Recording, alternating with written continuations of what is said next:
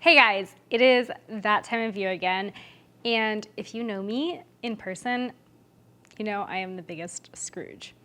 I hate the holidays. Don't hate me, but let me explain. It's pretty much all commercialism. It's just buying people gifts for the sake of buying people gifts due to cultural norms and expectations.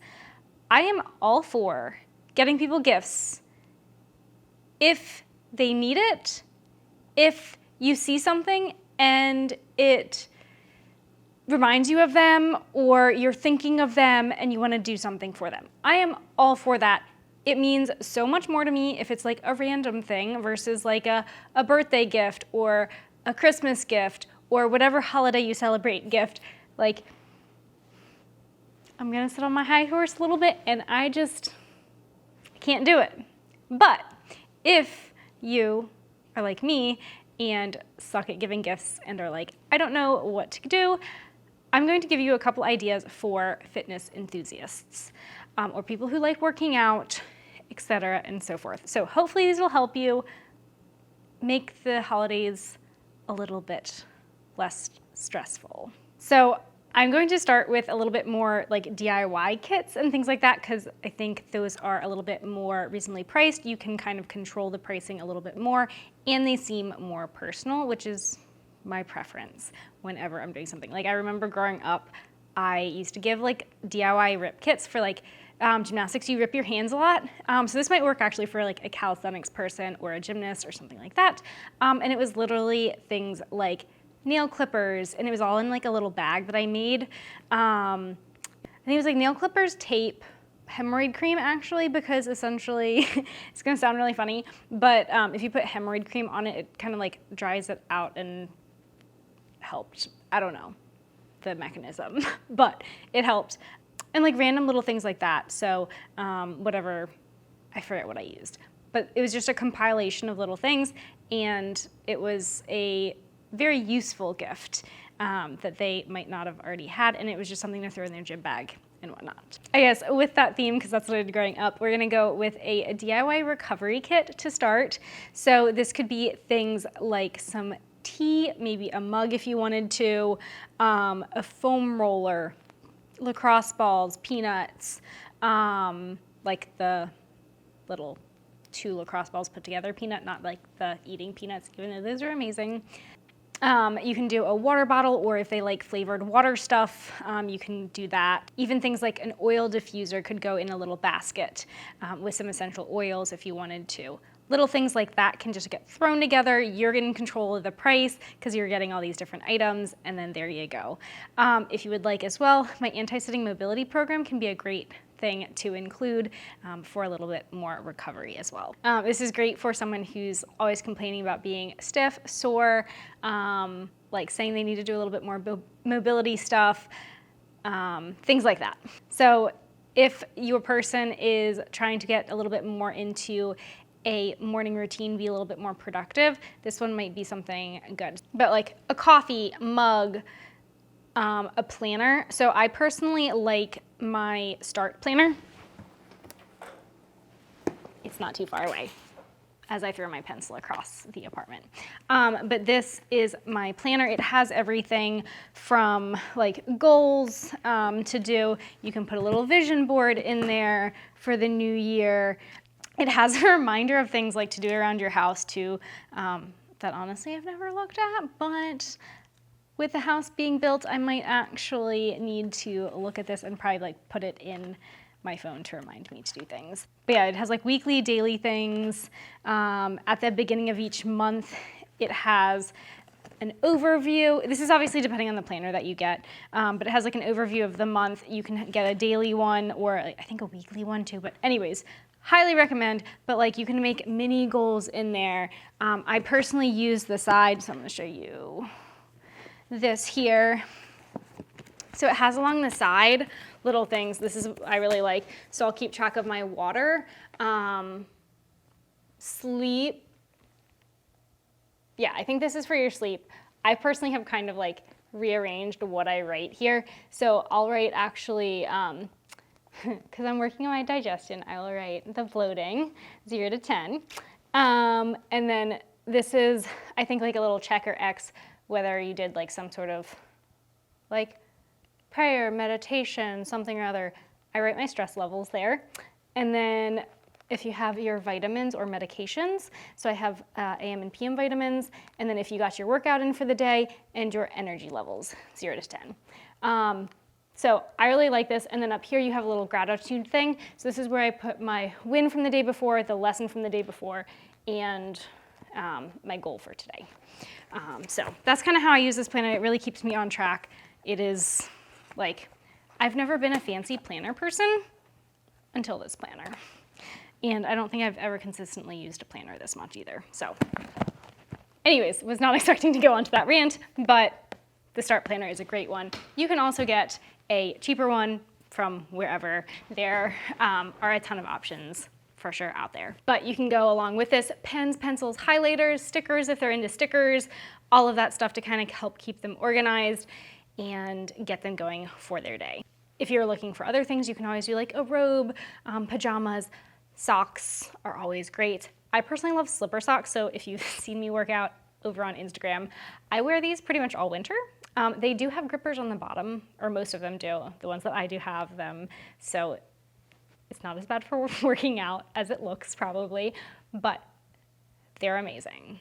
My husband has given them to me the past like 2 Christmases or so. The next DIY kit is a DIY like coffee lovers kit. So you could get them an assortment of different coffees to try. Maybe if they're like a dark roast person or a light roast person, you can get a couple blends for them. You could get little like different flavored syrups or coffees. Depending on how close you are with them, you could get them like a nicer espresso machine or a nicer coffee machine or a coffee grinder, depending on where they are in their coffee journey, I guess. But you can do like coffee mugs. You can always find a really funny one out there, and there's some really good ones. Again, might be biased. Try Jittery Joe's though. They're based in Athens, Georgia. Small, great owners, very nice, very friendly. Their roaster, Charlie, he's just so knowledgeable, and it's just mind-blowing. Their coffee, I've never had such smooth tasting coffee, and that is also who I partnered with for the Paradigm of Perfection blend. This is a great option if someone's saying that they spend way too much on coffee going out and they want to start making it at home, or they just really are into making their own coffees at home. You can also do it for tea if someone does not like coffee, which if you don't like coffee, you're just weird. I'm sorry. Anyways, another DIY kind of thing, if someone's looking for a hobby and is into like health and wellness and things like that, and they seem to like fermented things, kombucha, you can actually brew your own at home. So you can get a DIY kit. And so my husband and I actually brew our own kombucha because kombucha is insanely expensive if you go to the grocery store. Because like essentially what we would do is we would go to the grocery store and we would get one for the 2 of us for the week, and that was like our special treat. And we wanted it more often, so we invested in a kombucha brewing kit, and we started brewing our own kombucha. So essentially you have a little like SCOBY, which is what like ferments the tea. And so you make your tea, add some sugar to it, let it sit for 1 to 2 weeks, do the second fermentation, which is adding the flavoring. So we like to do a berry ginger flavor is probably our go-to one. And then you put it in the jars, you put the like tea in there without the SCOBY, you set that aside and you can reuse that. And it just basically, the SCOBY actually grows and grows and grows. So as you like go, you can make more of it. So we started with like 1 gallon jar, and then we actually now have 3. So that's a good option. You can get them some like fruit, some tea, some sugar, the kit, some bottles, things like that might be a good option there. I'll link below who I personally use to get the kombucha kit, but there's a ton out there, so feel free. So going a little bit more into workout stuff. So you can purchase a program from my website, for example, to give them something to start out the year with. If they're more of a beginner, then maybe like the anti-sitting mobility program might be a good place to start. Or if they're like really stiff and saying that they need to work on their mobility. If they are doing either like a sport that requires a lot of demand on their shoulders, or need to work on their shoulder mobility or strength or balance around that joint, the shoulder prehab program is good. Same thing for the hips. The hip prehab program is good. If they're working on a skill like a pull-up, a pistol squat, muscle up, handstand, I have programs for that. Or if you just want to do a generalized workout program, we have the Lift Like Laura programs too. So you can check those out, or if you want, you can also do an individualized program. And I've actually had a couple of clients have them like as a gift for their either significant other. Yeah, I think it was actually like more so significant other. So one of them actually was like, or they became new parents, and as a gift to his wife after having the kid, to get back into her training that she was really passionate about, she got an individualized program, and it was super sweet. So that's an idea if your significant other or someone close to you is into training and wants a little bit more guidance. Going into some clothing. So I am partnered with Petula. I think they make amazing clothing. I did actually an activewear review way back when. I posted the blog on my website, so if you want to check that out. But I compared Lululemon, Gymshark, Petula, a sustainable brand, and I think like one or two others. I kind of forget, but I'll link it below. And Petula was one of the top two. And just the overall brand made me want to partner with them, and I seriously waited for so long to partner with them. And yeah, so I'm very passionate about it. They make very high quality stuff.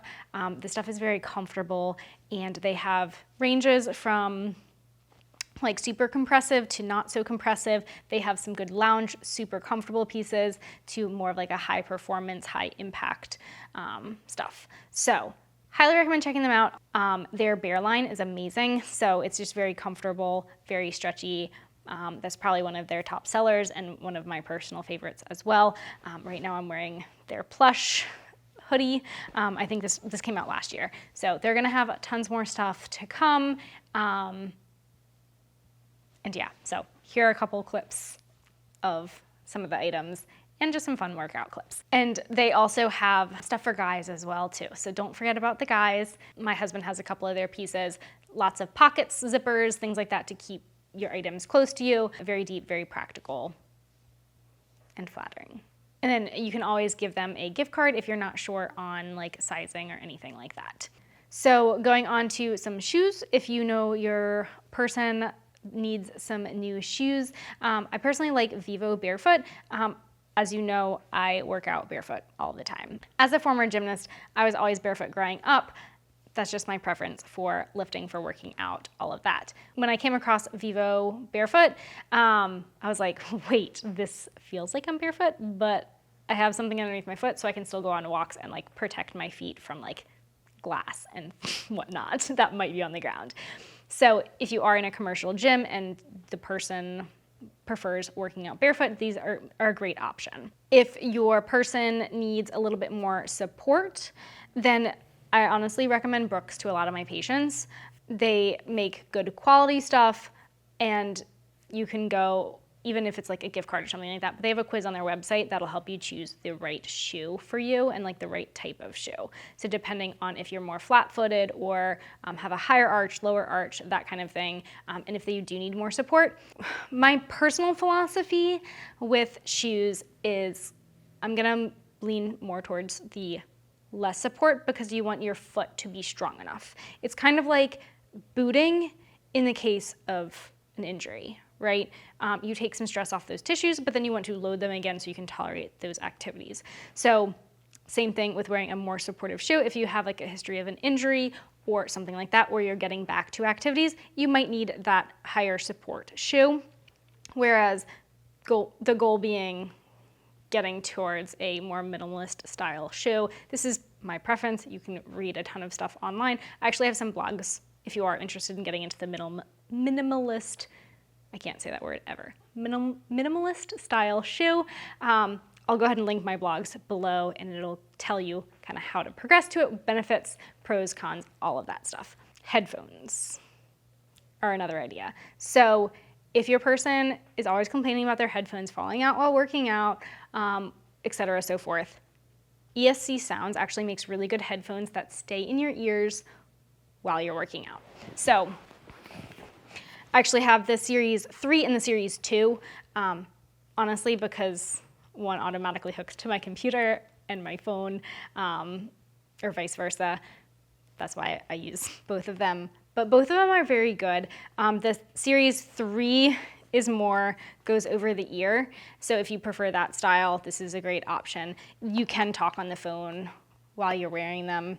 And then same thing with the Series 2. I'm not sure if these are still available on their website, but these do not have an over the ear thing, but they stay in your ear. Like I've done flips in them, I've done handstands in them, I've done pull-ups and whatnot in both of these, gone on runs, and they're fine. And I talk on the phone all the time with them. Going into more home gym equipment, if you are interested in getting them equipment. Base Blocks has a ton of stuff that's designed to fit in smaller spaces. So it can be slid under the bed, things like that. So depending on your relationship with that person, how much you want to spend on them, these are a little bit more pricey, although they do have some like strong blocks or yoga blocks that are probably their most reasonably priced item. And it's like a yoga block, but then you pull it out and it's a parallel. And I think they're amazing. They're one of my go-to things to bring when I travel. So here they are here. So they're a regular yoga block, same size, but you can pull this out, super easy, put it into the other side, and now you have some parallettes.